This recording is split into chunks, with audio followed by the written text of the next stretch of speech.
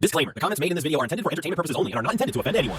Chris Rock dials into The Breakfast Club and calmly wrecks cancel culture logic. What are your thoughts on the cancel culture? Like, you know, if you say something wrong, people will try to cancel you immediately. You know, you even see Ellen dealing with it with her workplace. It seems like it drove her crazy, but she's like, you know what, I'm retiring. Yeah, I know. It's weird when you're a comedian, because when you're a comedian, when the audience doesn't laugh, that we get the message. Right.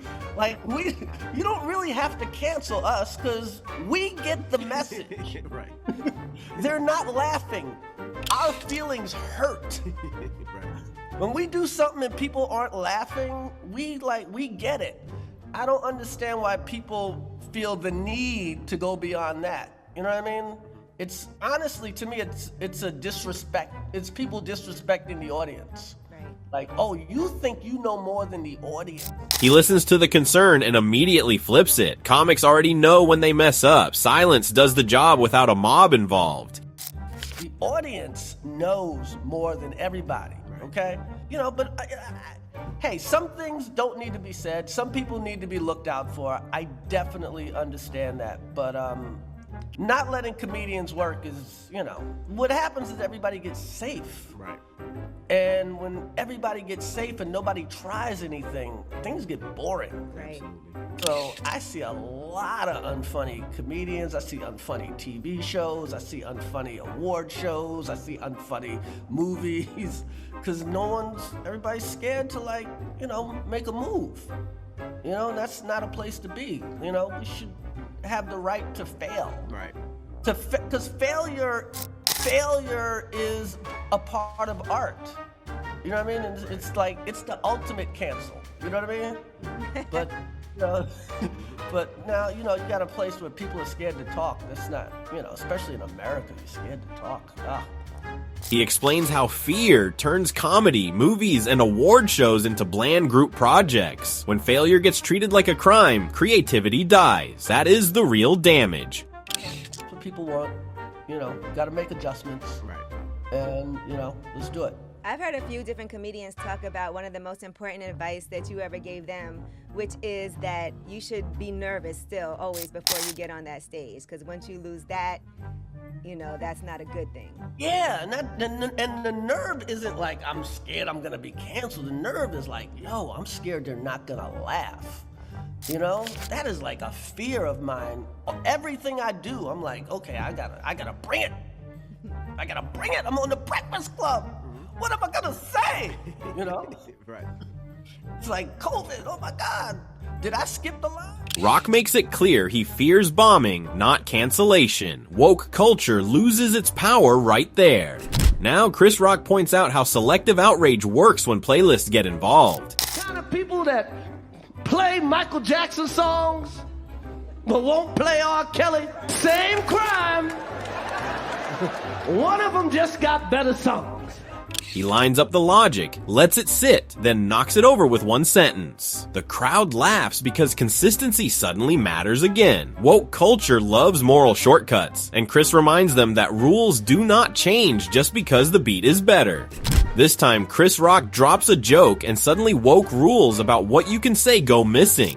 Beyonce is so fine that if she worked at Burger King, she could still marry Jay-Z. That's how fine she is. Now, if Jay-Z worked at Burger King, he lets honesty do the work while the audience connects the dots on its own. No outrage lecture, no disclaimers. Woke culture hates moments like this because laughter proves people still trust common sense more than approved opinions. Next up, Chris Rock stands center stage and the woke crowd instantly feels exposed. everybody's full of typing out woke-ass tweets on a phone made by child slaves. Need to cut it out, man. One line in, and the moral grandstanding starts cracking. Tweets, outrage, and virtue signals all come from shiny phones nobody wants to explain. Chris does not lecture or soften it, he just says the quiet part out loud. Woke culture hates that because honesty ruins the performance. Here we have Chris Rock saying the quiet part out loud while woke outrage scrambles for cover. Like, what's this girl, Meghan Markle? Just complaining. I was like, didn't she hit the light-skin lottery? Acting all dumb like no nothing. I had no idea how racist they were. It's the royal family. They're the original racists. Some of that shit she went through was not racism. They wanted to know how brown the baby was gonna be. I'm like, that's not racist. Because even black people want to know how brown the baby gonna be. We check behind them ears. That's a scientific test. Black girl trying to be accepted by her white in-laws, it's so hard. It's very hard. But it ain't as hard as a white girl trying to be accepted by her black in-laws. Shit, you bring a white girl home for Thanksgiving, your mama gonna say something. Your mama's like, why is there a social worker at the table? Like, mama, that's Jackie. We've been married 9 years. He cuts through the victim narrative with common sense, and the room loses it because everyone recognizes real life in the joke. Woke culture hates this kind of honesty, especially when the audience agrees before Twitter can object. Coming up, Chris Rock cutting through woke theater with one sentence.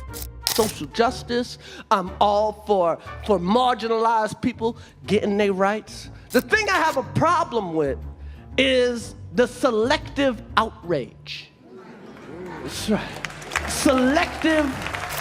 He starts with the approved talking points, then pulls the rug out from selective outrage. The crowd erupts because everyone knows exactly what he means. Woke culture loves pretending consistency is optional, and Chris reminds them that hypocrisy is still obvious, even when dressed up as compassion.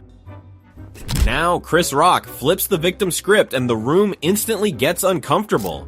When did white men become victims? White men actually think they losing the country. To who? It ain't us. When's the last time you got on a black cruise ship? Or flew on a black airline? Get the out of here. We don't got no money. We got some vodkas and a couple of record companies. White men actually think they losing the country. Do you believe? Did you see the Capitol riots? White men trying to overthrow the government that they run.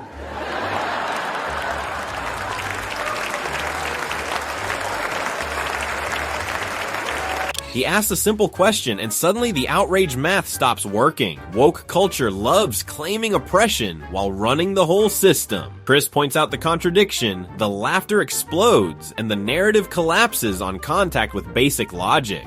Here's a good one, as Chris Rock fires off a joke and the woke approval checklist goes straight in the trash. If you black and you want to be accepted by your white in-laws, then you need to marry a Kardashian.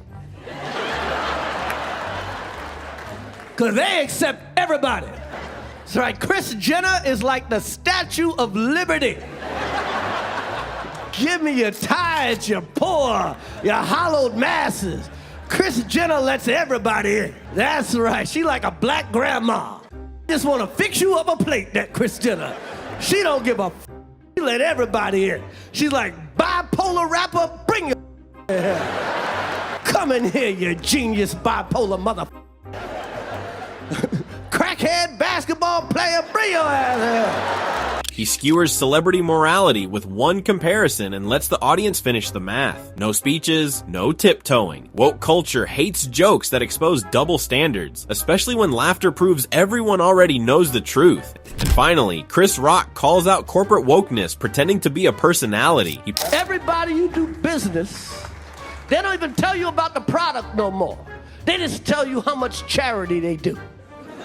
Lululemon, I walk by, and in the window of every Lululemon, there's a sign that says, we don't support racism, sexism, discrimination, or hate.